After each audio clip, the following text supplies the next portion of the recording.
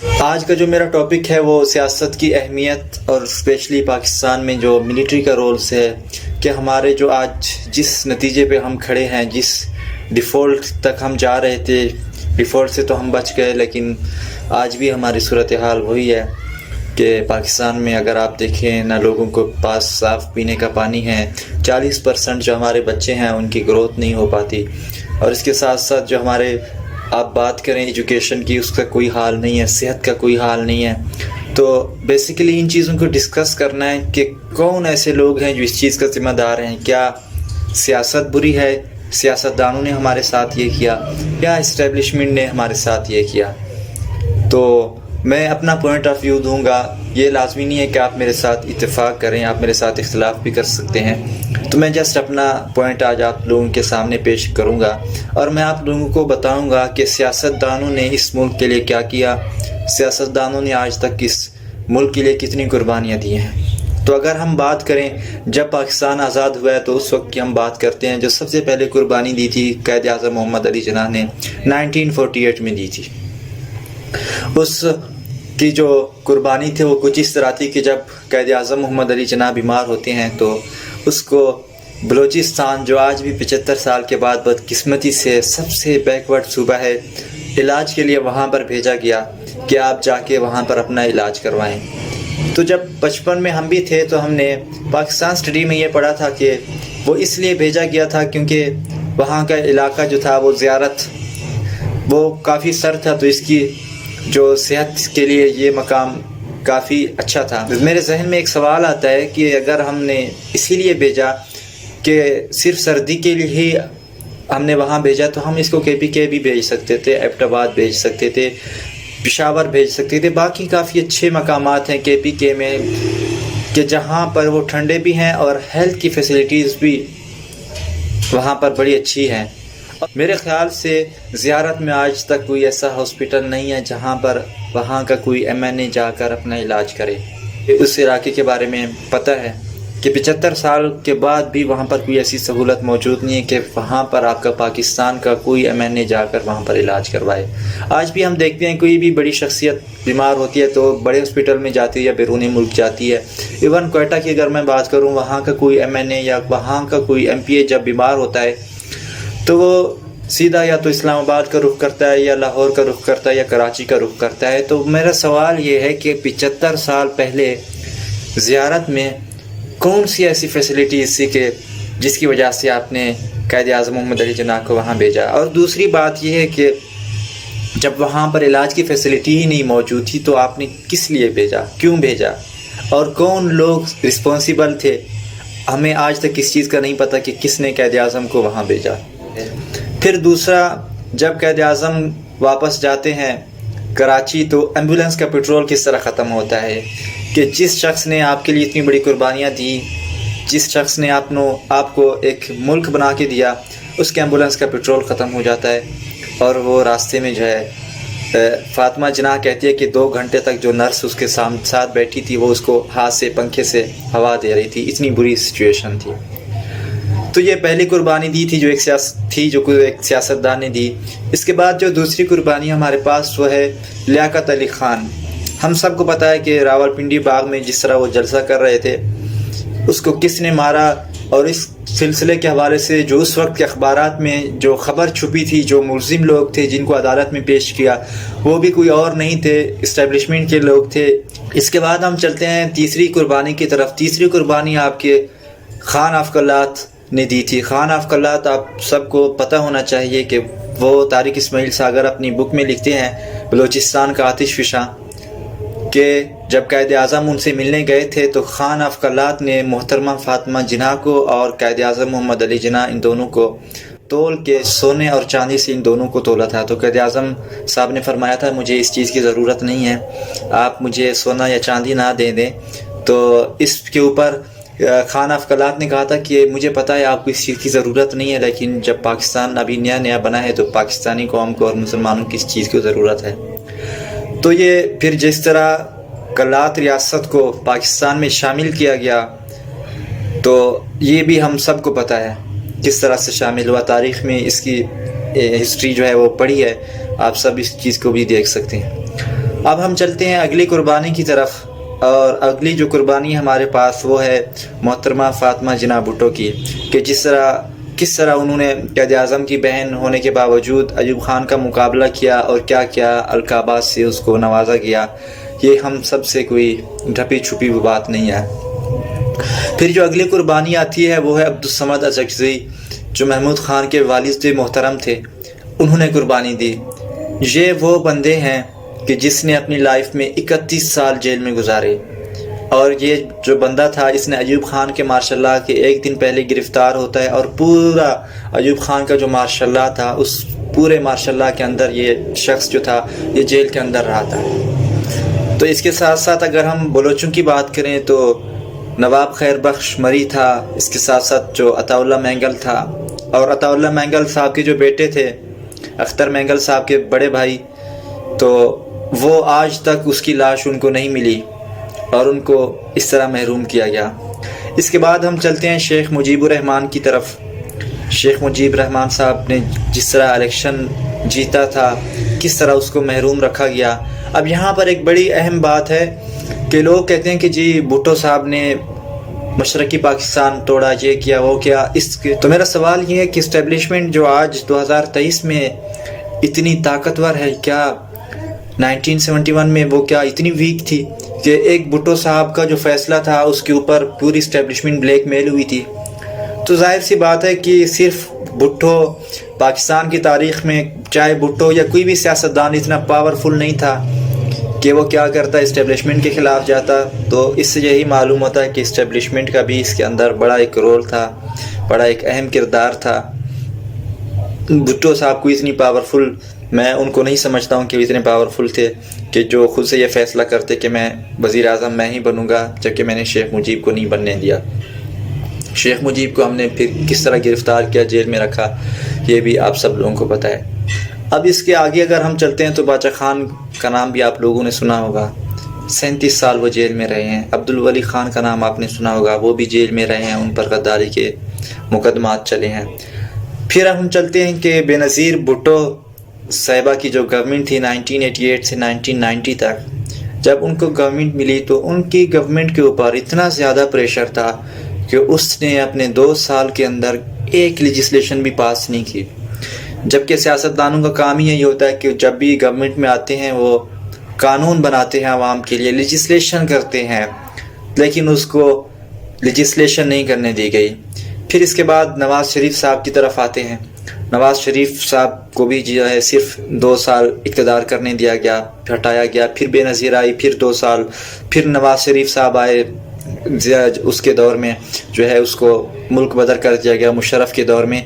اور آپ نواز شریف صاحب کی اس چیز سے اندازہ لگا سکتے ہیں کہ جب جنرل مشرف نے کارگل کے اندر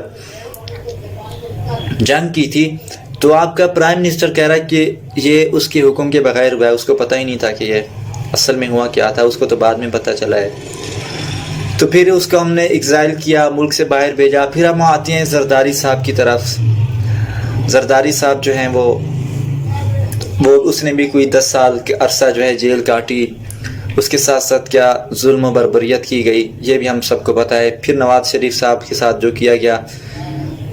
باہر نکالا گیا، تو وہ شخص جو ہے لندن جب چلے گئے، محترمہ کلثوم نواز صاحبہ کا جب انتقال ہوتا ہے تو وہ بیچارہ اتنا مجبور ہوتا ہے کہ وہ اپنی جو بیگم صاحبہ ہے، جو ساری زندگی جس کے ساتھ اس نے گزاری ہے، تو وہ اس کے جنازے میں بھی شرکت نہیں کر سکتا۔ پھر اس کے بعد ہم چلتے ہیں عمران خان کی طرف۔ عمران خان صاحب نے بھی صرف جو ہے 3 سال کا عرصہ مکمل کیا اور اس کو بھی گولی لگی ہے۔ یہ میں صرف ان سیاستدانوں کے نام لے رہا ہوں جو ٹاپ لیول کے ہیں، اور عثمان کاکڑ کی بات اگر نہ کی جائے تو یہ میرے خیال سے ایک زیادتی ہوگی کہ وہ بیچارہ بھی جو ہے اس نے اپنی جان گنوا دی اسی سب سیاست کے اندر۔ پھر اکبر بگٹی اس کی بات کر رہے ہیں تو یہ بھی زیادتی ہوگی۔ تو کچھ نام میرے ذہن میں آ رہے ہیں اور جو نام میرے ذہن میں نہیں آ رہے تو آپ سب بتا سکتے ہیں، اور میں معذرت بھی چاہتا ہوں کہ جو نام میرے ذہن میں نہیں آ رہے ہیں۔ اگر تو اسٹیبلشمنٹ کی طرف اگر ہم چلیں تو اسٹیبلشمنٹ کا یہ رول ہے کہ جب آپ کا پاکستان آزاد ہوتا ہے تو پاکستان کے جب 14 اگست 1947 کو آپ کا ایک میجر جنرل اکبر صاحب ہیں، تو اس سے قائد اعظم پوچھتے ہیں کہ بتائیں آپ کو اچھا فیل ہو رہا ہے یا نہیں فیل ہو رہا ہے، پاکستان بنے آج؟ تو وہ محترم پاکستان کے جو بانی ہیں قائد اعظم محمد علی جناح صاحب سے یہ شکوہ کرتے ہیں کہ باقی تو سب ٹھیک ہے، لیکن آپ نے جو برٹش تھے فوج کی کمان ان کو دی ہے، یہ آپ نے اچھا سٹیپ نہیں کیا، باقی ٹھیک ہے ملک بن گیا۔ یعنی کہ پاکستان کا پہلا دن ہے یہ، پاکستان جس دن بنا تھا یہ اس وقت کی بات ہے، اور یہ بک کے اندر لکھا ہوا ہے وہ you have learn nothing from history, اور یہ بک کسی عام سویلین نے نہیں لکھی، یہ بک جو ہے ایک فوجی جرنیل نے لکھی تھی، اسی کی کتاب کا میں آپ لوگوں کا حوالہ دے رہا ہوں۔ اور پھر دوسرا جب ہم بات کریں لیاقت علی خان کو کن لوگوں نے شہید کیا، اس کے اندر بھی یہی اس جو فوجی تھا یہ میجر جنرل اکبر صاحب، یہ اس میں نامزد ہوتے ہیں، بعد میں بری ہو جاتے ہیں، لیکن بہرحال اس کا ایک کردار تھا اس کے اندر۔ پھر اب ہم چلتے ہیں کہ پاکستان کے پہلے کانسٹیٹیوشن کو کس نے منسوخ کیا۔ پاکستان کے پہلے کانسٹیٹیوشن کو جی جناب جنرل ایوب خان صاحب نے اس کو وہ کیا، منسوخ کیا، اور جو پاکستان کے پہلے الیکشن ہوتے ہیں وہ 1970 میں ہوتے ہیں۔ اس سے پہلے کس کا اقتدار ہے؟ فوج کا اقتدار ہے۔ اور جو ایک الیکشن اس سے پہلے بھی ہوا تھا، ایوب خان نے کروایا تھا، اور وہ مقابلہ اس نے کنٹیسٹ کیا تھا فاطمہ جناح کی، اس کو میں الیکشن نہیں سمجھتا، تو اس لیے میرے نزدیک جو پہلا الیکشن تھا وہ 1917 میں ہوا تھا، 70 میں ہوا تھا۔ تو اس کے بعد اب ہم آتے ہیں، آئین کو منسوخ کیا، لیکن پھر بھی اس کو کوئی سزا نہیں ہوتی، اس کے اوپر کوئی الزام نہیں لگتا کہ آپ نے جو ہے ملک کے ساتھ غداری کی، بلکہ نہیں، ایسے ہی سسٹم چلتا رہے۔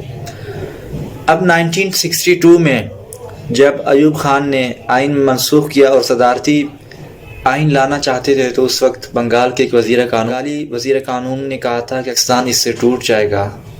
اس نے ایوب خان کو منانے کی کوشش کی، لیکن وہ پھر بھی نہ مانے، تو آخر میں اس نے یہ کہہ کے استعفیٰ دیا کہ یہ پاکستان کو توڑنے کی سازش ہے، تو اس سازش کے اندر جو ہے میں انوالو نہیں ہو سکتا، لہٰذا اس نے استعفیٰ دیا۔ اس کے بعد جسٹس منیر صاحب آتے ہیں، جن کا تعلق پنجاب سے ہے، وہ پنجابی تھے۔ جسٹس منیر صاحب کو جنرل ایوب خان کہتے ہیں کہ بنگالیوں سے جان چھڑاؤ، بنگال کے ہوتے ہوئے ہم ترقی نہیں کر سکتے۔